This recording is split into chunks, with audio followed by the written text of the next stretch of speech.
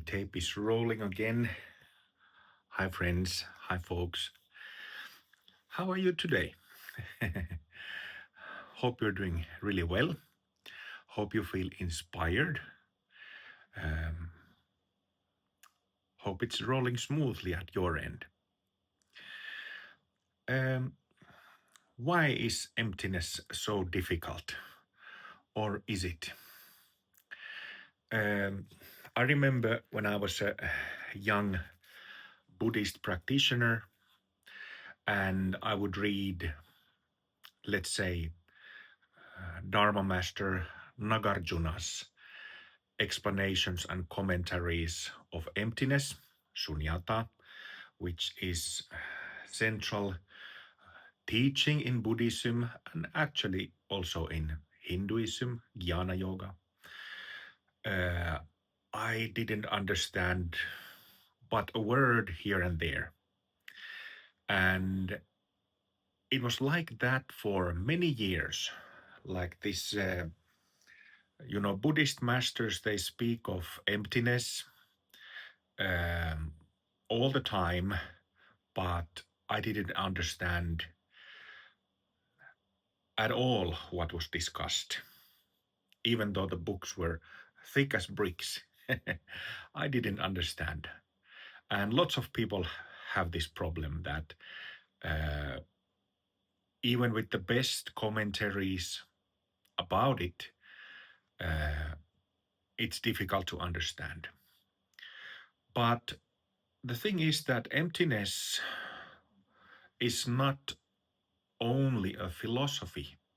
It's not only a mental exercise. It's not something that you can figure out by thinking about it. And the reason for that is very simple. It's not a thought or an idea that you realize when you see the empty nature of a thing or empty nature of self. It is not an idea or thought, so you cannot logically 1 + 1 = 2. You cannot do it like that. So you can only come to understand emptiness and all those commentaries of modern and ancient historical masters through first-hand experience. And what that experience is are the so-called awakening experiences, awakening to our so-called nature of mind, awakening to our true nature, awakening to our wakeful nature. Wakeful nature is a literal translation of Buddha nature. Buddha means wakefulness, to be awake. So that's the thing. That's the challenge. That's the difficulty there. So the doctrine of emptiness and therefore awakening and the practice of awakening meditation, emptiness meditation, which is traditionally in Sanskrit language called vipassana. I'm sure you have heard the term. Vipassana meditation is emptiness meditation. These instructions are easily available. Like I happen to be sitting here at the library of our center, and you can see that we have quite a few books here. And, many books. You can probably find some emptiness explanation if you go to your local library and if it has a section of Buddhist books, you can probably find some instructions of emptiness meditation or vipassana meditation. Online, few clicks, and you can find it. However,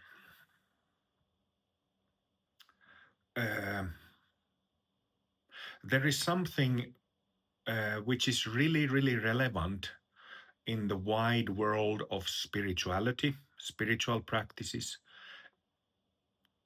that I use a synonym of internal yogas or awakening practices for spiritual practices. So there are, I've spoken about this, that there are these common problems in this world of spiritual practices. And the common problem is that one is pedagogics.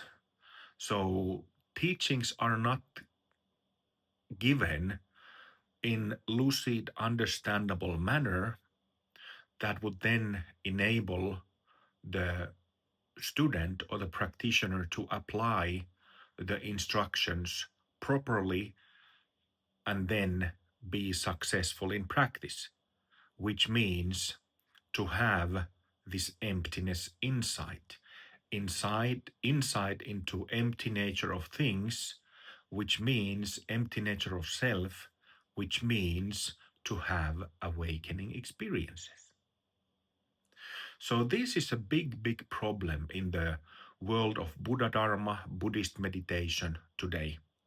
So people simply are not having those awakening experiences. I use the term experience, but it's actually the opposite of experience. It's like a absence of experience, just seeing the nature of mind. It is not literally an experience, but for discussion's sake, I say awakening experience. So despite of these instructions being given all the time, this practice being spoken all the time, this topic of awakening being spoken all the time, people are not effectively awakening. And this is my observation of having been a teacher for 18 years, having been a practitioner, full-time practitioner for 23 years, and having analyzed the culture of awakening, be it within Buddhism and its different branches and traditions, and within Hinduism, other traditions. I have analyzed it really carefully. And I've spoken about this analysis, Bumi analysis. You know, we have this 13-stage model that we have in open heart teachings. You can find websites and videos from Open Heart website and our YouTube channel. You can find detailed explanations about this. And well, long story short about it, I'm not going to go into this in detail, but we have a measuring tool, how measuring tool of the whole emptiness insight spectrum from being in unawakened state to fully enlightened state in terms of emptiness meditation and all those intermediate stages. So we have this measuring tool called 13 Bumi model. And it's not a modern tool, it's an ancient one. But we have simply revitalized and started using it exactly because of this problem that in the wide world of Buddhist meditation and meditators and teachers, people, this is the main topic of Buddha Dharma. But even teachers and even masters don't really understand it, and they don't have a full picture of the full spectrum of the process. Unfortunately so. And I have seen so many examples of this. Just yesterday, some of my Facebook friends posted a YouTube video of I believe it was like a Kempo, a doctor of Tibetan Buddhism, who spoke about this with this very same name that I gave this video. Why is emptiness so difficult? And from the top of my head, I remembered this American tantric Buddhist teacher, Lama, who I joined his teachings about 10 years ago, 11, 12 maybe. And he was speaking about history of Buddhism and history of the particular tradition that he was part of, and a history and stories of the masters of their tradition. Uh, you know, very, he was visibly enjoying himself. Uh, and knew what he was talking about when he was speaking about this historical aspect of the tradition. But when he started speaking of emptiness meditation and how to actually make the journey, walk the path, practice the path, he became visibly nervous, red in the face, shaking voice.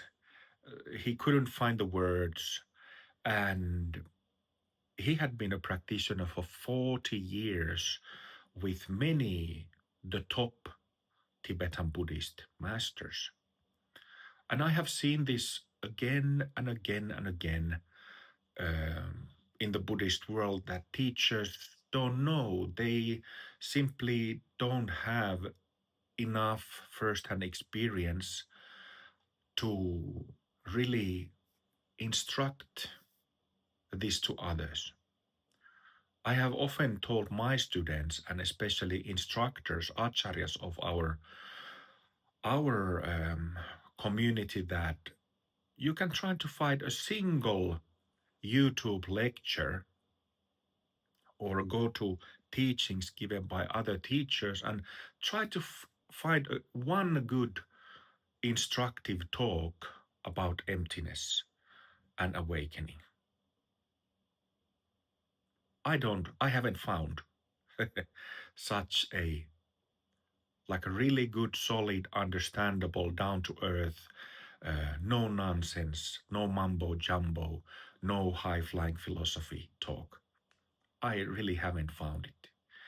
So, my point is that there is this massive, massive problem in the world of Buddhist meditation, and that is that that theory, the doctrine, doesn't connect with practice. And that practice doesn't mean doing some technique, but it means having awakening.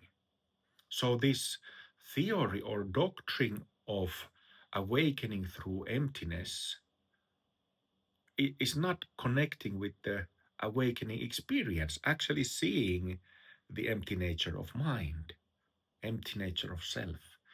And this is a major, major problem in the world today, because people are joining retreats year after year, uh, putting so much time and energy and money into their practice, but they're just not getting the fruits of it. So the problem, where it is, the theory is there, the doctrine is there, the commentaries are there, but the problem is in practices. People don't have effective practices. People don't have practices that would generate consistently, again and again, kind of like in mechanical fashion. People don't have practices, techniques that would generate this insight, this awakening. And this is how open heart is different. It's very different. So, just to explain a little bit in case you're not familiar with my face. So, I'm the founder of this spiritual method. It's mainly a tantric method, no sexual connotations or meanings at all. So, tantra means like a internal yogic practice system. That's what it traditionally means. So I'm the founder and creator of this method, where called Open Heart, where we have revitalized and returned uh, a number of central yogic practices that the mainstream established traditions in Buddhism, Hinduism, and Taoism have lost or have forgotten, or the practices have changed too much over time so that they have lost the effectiveness. So, this is what I have done in my professional career. And when it comes to emptiness, uh, I have published 3 books about the topic of emptiness that you can get from our website, openheartofallbeings.com. There is Awake, which is um, talks about and explains the very first awakening experience, gives a practice for it, the 2-part formula. Then there is What's Next on a post awakening practice, which discusses the full spectrum of awakening experiences after the first one. So there are many awakening experiences that one is to have, these major awakening experiences, to cut through the self-based ignorance, habits of self-based ignorance completely, to cut through them. And that second book, What's Next, it uh, teaches number of practices that anybody can learn very easily. These are not some secret esoteric practices. I have explained everything in detail so that you can literally read the instructions and apply it right away at home. And the crazy thing is, the good side is that I have received so many messages and letters over the years where people who I have never met, who have listened to my talks in YouTube, or, I used to be very active on Buddhist discussion forums. So people had seen my messages where I talked about these things on discussion forums, and then they simply tried those practices, and then they send me a message that they have tried these practices, done them for few months, and their mind has so effectively opened up that they suddenly understand very easily what Nagarjuna or any of the uh, great Buddhist masters who have commented on emptiness, they suddenly can understand because their mind just opens up so they can see the reality as it is without those without self-based ignorance. So suddenly their wisdom eye, it's called wisdom eye, wisdom mind opens up. And this is exactly my point, that, and has been for many years. I've been teaching 18 years full time, hundreds of retreats.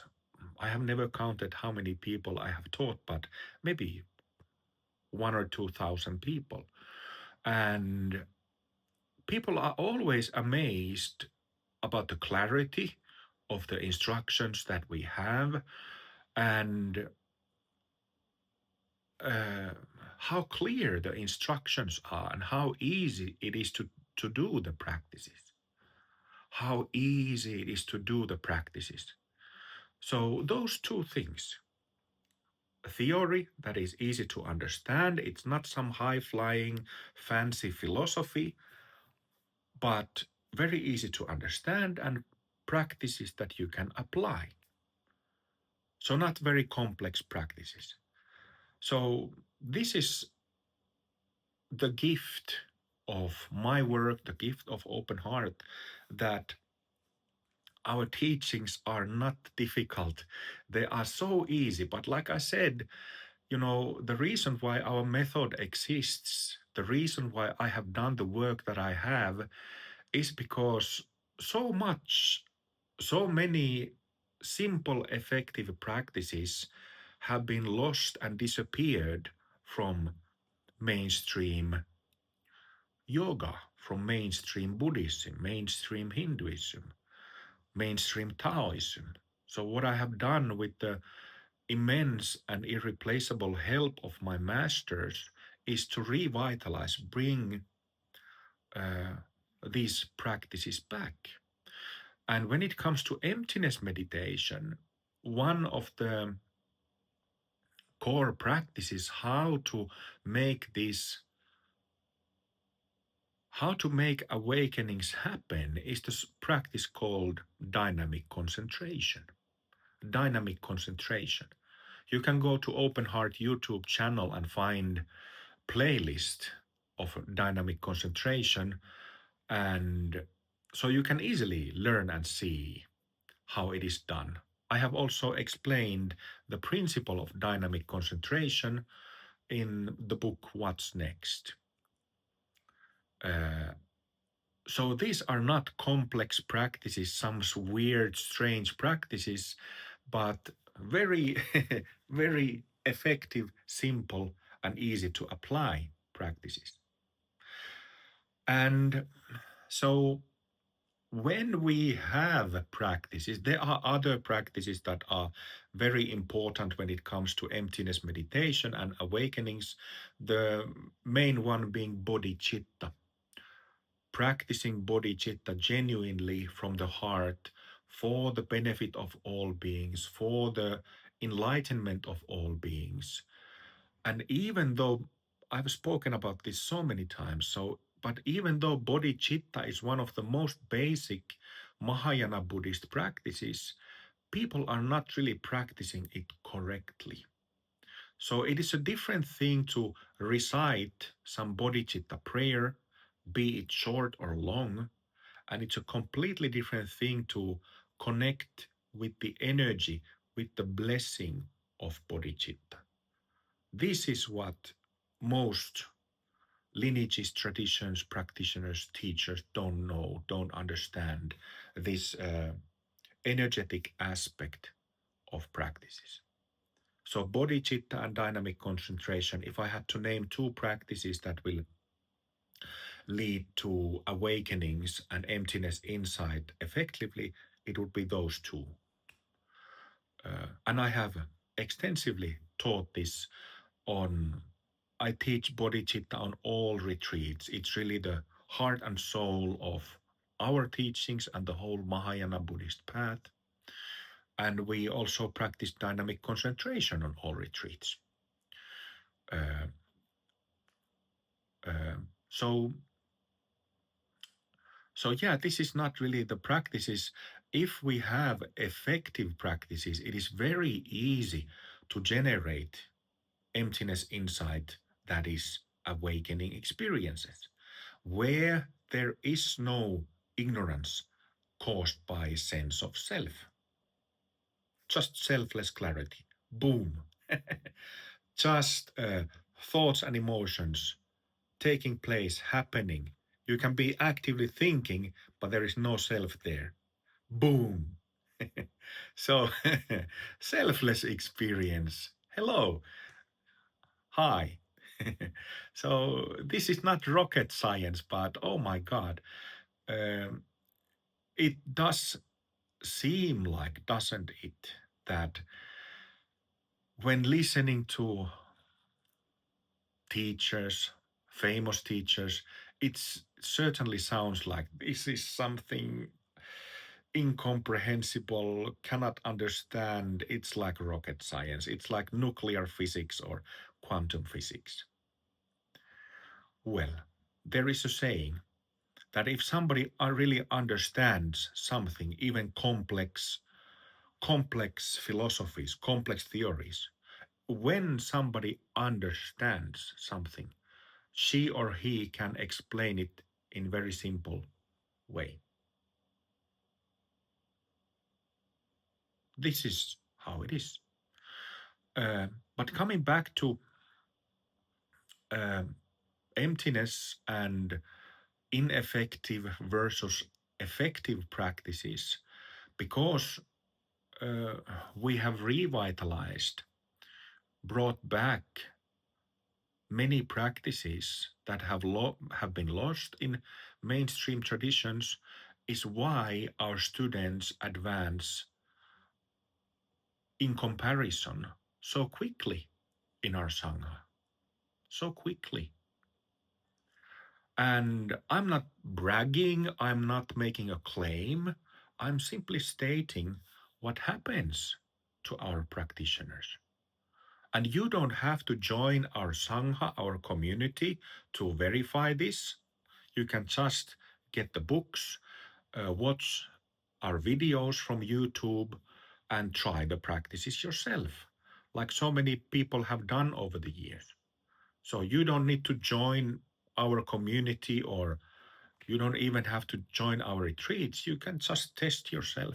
This is yoga practice. This is not a religion that we are talking about. This is yoga practice. And that is about practice, not belief or ideas. So, anybody, I'm inviting you, if you have this problem, I'm inviting you to try. And finally, um, because of this effectiveness of revitalized practices is the reason why we have 30 members in our community who have mastered the teaching of emptiness. They have mastered that practice.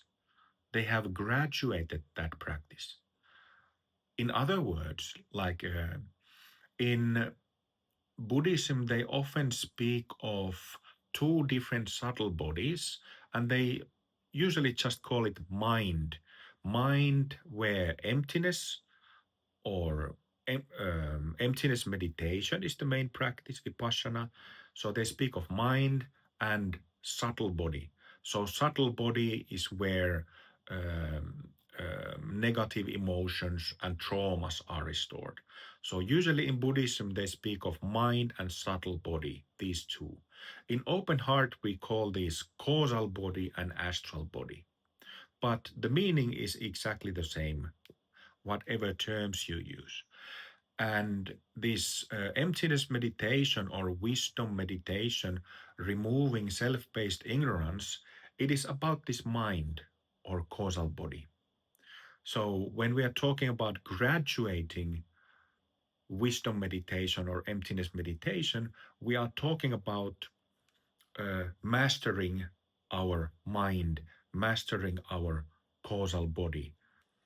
And what it means is that it doesn't remove all emotional negativity, but it removes this so-called ignorance, avidya, ignorance. Avidya means literally no knowledge, no wisdom. So negation of wisdom. That's what ignorance is. So what it means is that uh, we have this belief in our I-ness, me-ness, ourself, which means that we believe that I exist as a separate entity, as an individual entity separate from others, and that everybody else has their I-ness, me-ness, entityness. So what emptiness realization, full realization of emptiness means is that this sense of I-ness, me-ness, you see through it, and that's how it becomes liberated, freed, in gross, subtle, and very subtle forms. So this sense of self, I-ness, me-ness, is in the mind, in the causal body, in gross, subtle, and very subtle forms. And when we are speaking about those, I mentioned the 13 Bhumi model, 13 stage model, which is an ancient traditional yogic teaching. What it means is that we go through 13 stages, one after the other, where this gross selfing, subtle selfing, and very subtle selfing is systematically released into this selfless nature of mind, selfless wakeful nature.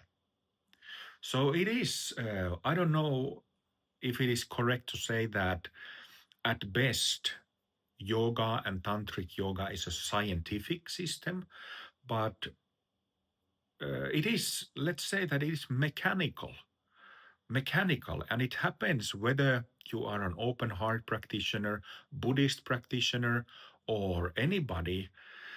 The awakening process happens the same way to everybody. So, our causal body, our mind is built whether you are man or woman, young or old, European, Asian, American, whoever you are, it is built exactly the same way. Our delusion, therefore, is also built is exactly the same way.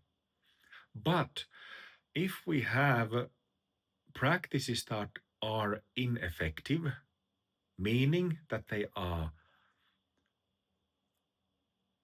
maybe even completely irrelevant, that they are not hitting they are not addressing the self-based ignorance, those habits and patterns of selfing effectively, then you won't have those results. Then you will have maybe one awakening after 3 years of practice, second awakening after 10 years of practice, and maybe if you're lucky, you have third awakening experience after 30 years of practice. I'm actually, by taking this example, I'm literally describing what happens in the world.